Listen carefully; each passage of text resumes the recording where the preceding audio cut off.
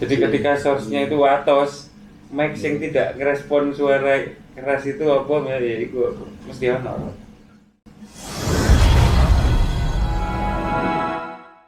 Posisi ku perlu. Tapi jarang engineer sing awal-awal Teliti dia ora. Ajar bus kat. Apa meneh drum drum itu tuning aja, lek tuningnya gak bener, masih posisi mic bener ya yo sing gak bener itu tetep akan metu gak bener. Masih kan apa nek masih kan sering dampingi ngomong sing memang gak kuas. Ini lho ini. Tapi drama tuningnya enak wis. Tuningnya enak mainnya. Soalnya gak ketemu goleki. Pokoknya kayak enggak langsung saya kan Pak kondisi gak benar. Biasanya pasti. Nah, udah pas. Ya tadi sih zaman jamblok. Cun ini kok kurang enak. Nah, boleh kalau itu. Bongkar drum si Cun gitu. Tuh, kedua bestik gitu. Ketemu pas sama. Gak tiap apa no. Injek kan langsung beng gitu. Itu pesumber. sumber suara. Iya. Ya tuning. Kita di drummer sa Indonesia sing sok tuning lho gak akeh. 10 gak ono rasa-rasanya sing ngerti bener lho ya. Sampai ngerti gini. Tapi lek mainnya api akeh. Terus bagian bisi bantal itu suara bakal metu. Suara pak. Nanti suara body ini lah. Aku lihat enggak weh. Itu masih jika ini bagian Ya, Fadli gue paling bener. sustain tidak terlalu dawa. Ditahan itu wis. Aku mic loro. In out. Ini tak pepet nambah skin, jaraknya sak ini. Dijupuk teke. Oke dijupuk jupuk nih, jupuk ruangan ini. Kalau jero-jero pas lubang betul. Itu memang dua fungsi. Kebetulan satunya ini buat tek, dijupuk body. Lek drum dangdut ya apa sih? Cik Iku mang rock.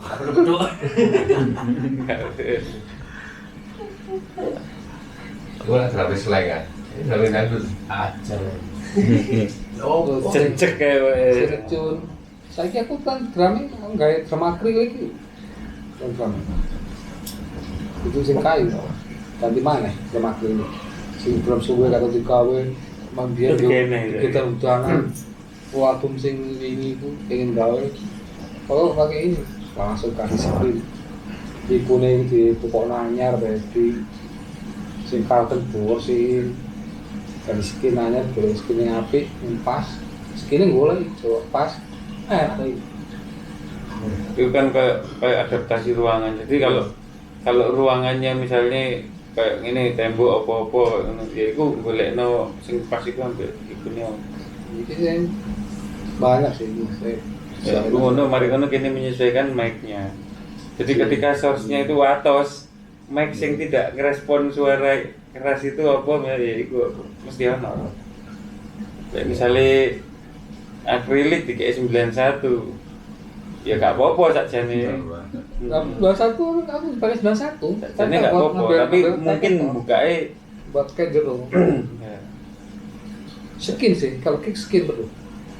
Skin kudu apik, nek apik Berarti nggak terlalu sustain, berarti skinnya berarti yang tipis. terus Tuningnya kendor. pakaian bantal itu yang ngilangin body. Ya lu kan sustain dari mau tok. Pasti diinjek biasa kan gak lebih ya pakaian bantal. Dua.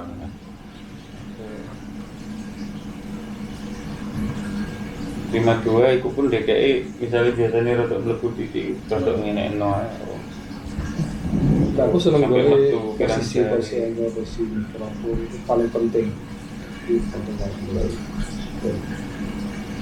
Itu basic rekaman kan. Nah, rekaman ini pertanyaan nih semua Mas. Emang sama cari Apa? kalau drum, kalau gitar, kalau bass, kalau vokal, porsinya masing-masing ya Mas. Porsinya masing-masing itu balance-nya mas. Ya, balance-nya. Kalau balance itu ada hubungan sama genre. Mas Bagu. Jadi kayak ngomongin instrumen. Instrumen itu kan gitar kan juga macam-macam. Ketika kita salah naruh, sebetulnya kan ada Ibanez, ada Gibson, ada Fender, ada apa lagi itu kan sebetulnya kalau ngomong enak ya enak semua, asal di genre yang benar. Maksudnya paham ya? Jadi kalau kayak juga kenapa ada violin, viola, cello, yaitu kalau kita naruh di apa aransemen yang benar, ya duduknya jadinya di porsinya masing-masing. Jadi semua gitar itu bagus. Mau ngomong bass juga ada bass yang bener-bener apa ngomongin genrenya itu misalkan Rickenbacker digawe musik sing piye ya gak bakal mlebu. Tapi ada yang agak all round, saya agak bisa ke semua area, misalnya jazz bass apa musik mancing apa kayak ngono. Tapi juga ada yang memang karakter dari coloring misalnya sampai tang ngono ya itu kok digawe ngeband sing piye ya gak pantes. Sama kayak mic juga sebenarnya itu penyesuaian aja. Kalau kita ngerti responnya, ngerti apanya, jadi kita juga tahu kayak speaker yang harus ditaruh di ruangan mana, harus disusun seperti apa, itu adaptasinya kayak gitu.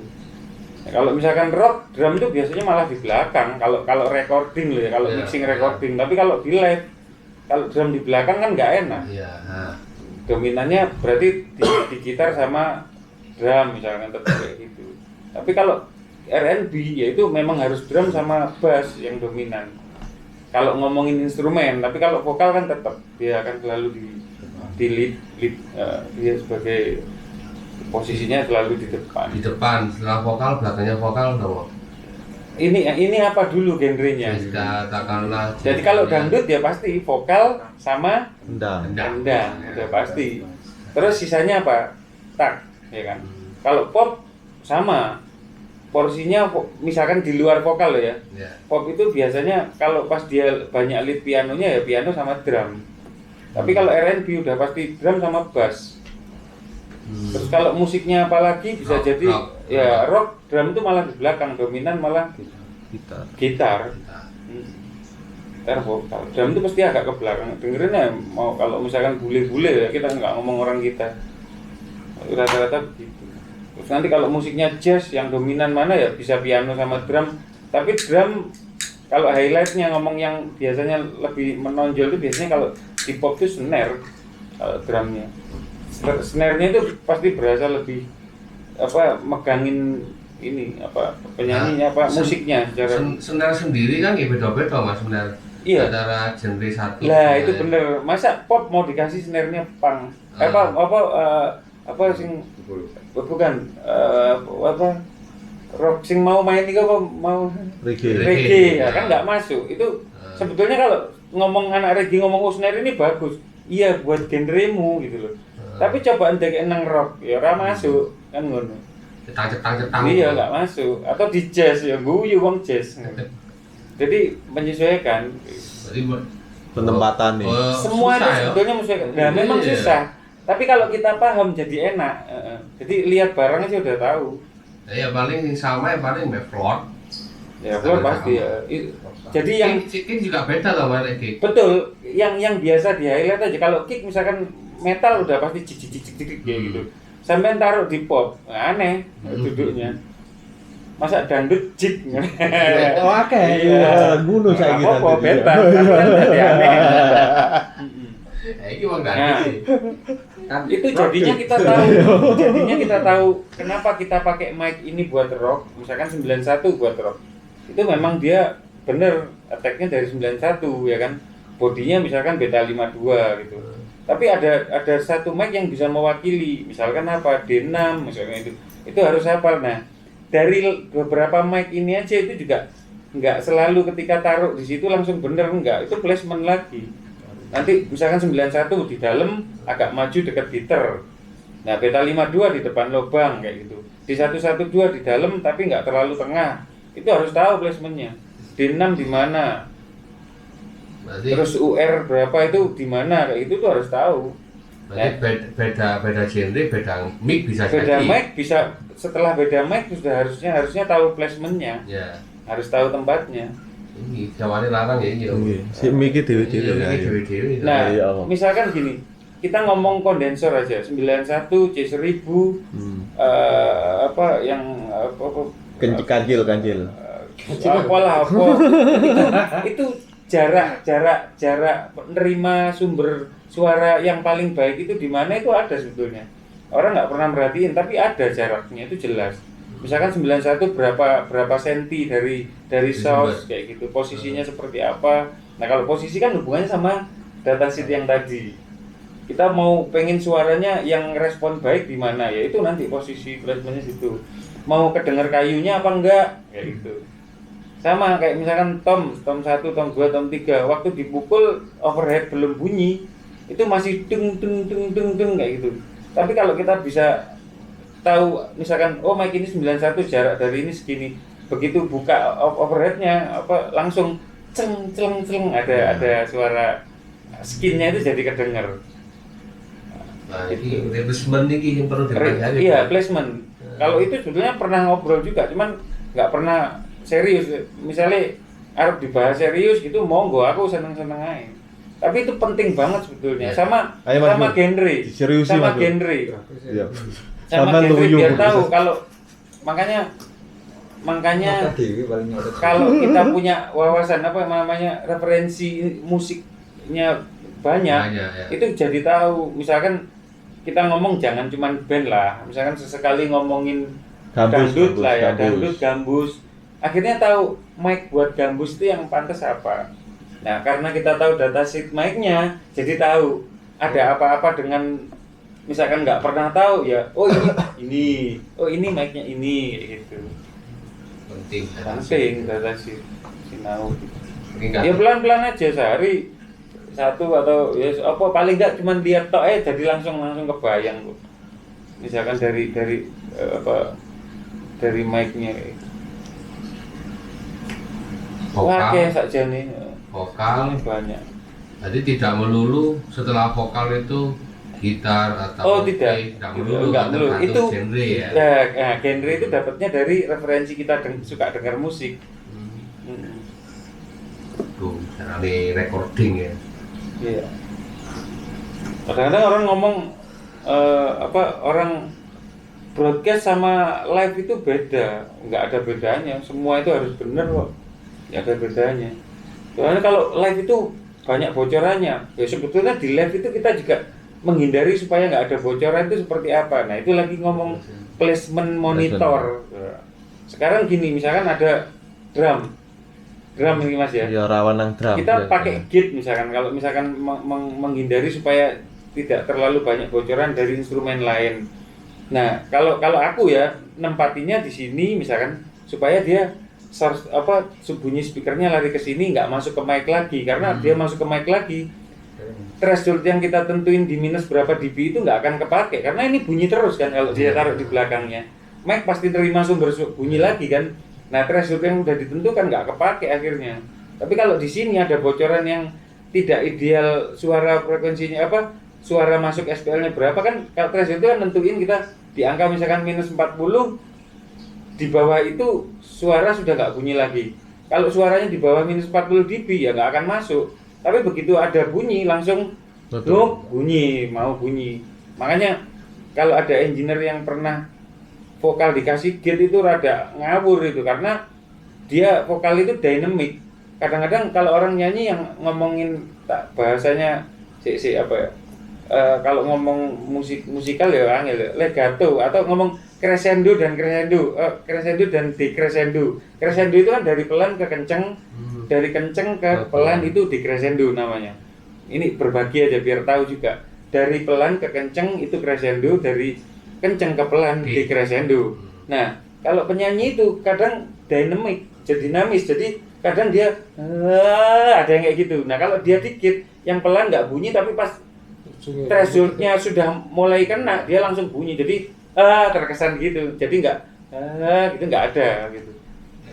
Kalau ya. dikit. Nek dangdut gak iso, cengkoke kan hilang ya kan. Ya, Nah. bisa sampai hilang pas dia berarti- tiba-tiba langsung toh. Karena dikit, nggak boleh. Oh iya ya. Buat Iya iya sama. nyanyi itu jangan sampai dikit. Aku sering dulu engineer ono ben nggak feedback Mas yo, nggak bukan itu. Feedback itu karena area frekuensi respon yang dia sudah sebutkan di datasheet-nya itu sudah terlampaui, jadi pasti nyamber. Jadi dangdutan Mas? Nanti. Dangdutan. Ya lumayan sering, lumayan sering. Dangdutan itu kendang ya, kendang itu sebenarnya kendang tabla apa kendang jaipong. Kalau kendang semuanya kan ada, Mas. Nah, genre dangdut itu pun juga menentukan kan. Macam-macam. Iya, jadi kalau koplo apa-apa ada. kendangnya sudah beda kan. Sampai ada kalau apa jenis dangdut yang apa taknya aja ada 4, ya toh. Kayak gitu. Terus belum kalau yang model-model kayak India tabla itu beda lagi. Apa yang kendangnya lemu itu kan dia. Kendang kempul orang wah kayak kendang dapat Macam-macam. Apa kalau dari kendangnya? Orang apa sebetulnya kalau gini, kalau aku sih jadi kalau mau berbagi aja engineer itu kalau orang itu dia cuman kayak apa ya sebagai Koki. bukan koki tapi lebih ya koki sudah pasti dia sebagai apa namanya penyampai pesannya apa istilahnya jadi gini kalau jadi kalau di agama apa sampai ngomong kalau misalkan ngomong gitu orangnya harus amanah, maksudnya jujur. Yeah. Makanya hubungannya kalau sama kehidupan, kalau aku belajar agama misalkan di musik itu juga nyambung sama itu. Kita harus jujur. Jadi sampean kebayang, misalkan sampean gitaris ya, sampean beli gitar Gibson, ya kan, terus habis itu punya efek rak yang harganya sampai ratusan juta, itu kan mungkin player kayak Baron ndorok rake kayak ngono. Dhek ngrungokno nang ampli kayak ngono, ya kan? Terus tiba-tiba keluar di PA nggak seperti yang di ampli. Itu contoh simpelnya kayak gitu. Kira-kira sampean piye gitu loh. Nah makanya misalkan aku nggak cek sound kalau sama bareng band yang baru sama sekali baru, misalkan band-band lokal, PA belum bunyi denger dari Ampli. kabinetnya aja. Oh berarti dia kayak gitu. Di PA nggak akan tak geser. Kalaupun digeser setelah jadi satu kesatuan, itu dia nabrak apa? Misalkan nabrak vokal ya wis terpaksa harus digeser. Tapi gesernya ya harus hafal frekuensi itu tadi. Misalkan oh ini di 500-nya harus dipotong. Nah itu keypack-nya berapa itu juga harus hafal kalau engineer. Maksudnya supaya ketika keypack-nya PEQ-nya bukanya dia nggak terlalu gede. Jadi misalkan harusnya motong 1 kHz misalkan ya. Kalau terlalu gede jadinya misalkan 6 dB gitu aja. Berarti 800 kena 600 bisa kena. Nah. Kalau dia keypack-nya misalkan 1,3. Karena penurunannya juga kan jelas. Misalkan katakan dari 600 misalkan atau 500 motong. 500 motong kalau dia 6 dB berarti slope-nya itu berapa derajat? Berarti -5, -3 atau -6 itu kan kebayang. Makanya kalau pengen motongnya 1 kHz tok ya wis, kalaupun ada 800 yang kena cuman paling 1 dB atau cuman setengah dB, 1,5 dB nggak terlalu masalah. Kalau udah 3 dB pergeseran ini telinga idealnya manusia berungu. Idealnya manusia pinter. Maksudnya mendengar pergeseran 3 dB itu baru berasa. Kalau cuma 1 dB, 2 dB itu belum merasa kayak geser. Tapi kalau udah di 3 dB itu geser. Baru kerasa. Ada perubahan. Oh iya. Dangdut berarti kendang ini sih ya. Kendang. Kalau mulai mixing bebas template aja biasa dengan apa dulu kayak gitu bebas. Nah tapi kalau untuk Ini Mas, dangdut ngawin no antara nih bass sampai perlu ustad lah ngawin. Betul, Iya Ustad, iya. betul lah. Jenengan anak sing pengen. Kalau itu hubungannya sama yang kalau kita ngomongin frekuensi, misalkan dia di dangdut itu di 83 Hz misalkan kalau aku ya misalnya pas denger 83 Hz. Nah, bass itu adanya di berapa? Oktavnya dia. Nah, itu biasanya yang tak tongolin atau ngalahin di berapa? Biasanya langsung nempel itu. Tapi juga tergantung sama player. Player kan ada yang mainnya nggak jelas, anggang-anggang, mati lampu kalau itu. Paling ngakalinya bermain di kompres. Jadi mempertahankan ideal tone yang dikeluarkan sama dia itu di threshold berapa, baru kita boosting di gain itunya. Nah, pas boosting juga ada toleransi boosting di itu. Yang penting kalau headroom sudah dapat, ketika kita bermain kompres itu ditambah gain atau dikurangin, karakternya itu nggak geser. Nah, karakter bass dangdut tuh, bass pop, bass reggae ya beda-beda lagi. Beda-beda lagi, betul. Ini sebagai soundman. Nah, tapi basicnya cuman ini, Mas Abu. Ketika sampean mau ngeluarin tone-nya dia, itu ya itu dari amplinya aja dengarkan. Oh, deng di atas keluarin gitu. Nah, nanti kalau sudah pas jadi satu semua bunyi, kok ini nggak nyambung. Nah, itu biasanya harus segera paham. Oh, ini siapa sih yang nabrak gitu loh. Nah, jadi begitu kita ada ngurangin, padahal pengurangannya cuma 3 dB dengan kipak yang nggak terlalu lebar, cuma lancip. Kalau kita pas, itu langsung nyambung nanti. Summing itu kayak speaker satu dengan yang lain, kalau summingnya nggak pas hilang, ya udah. Makanya ada area cancel. Tapi kalau pas kedengar semua kok pasti.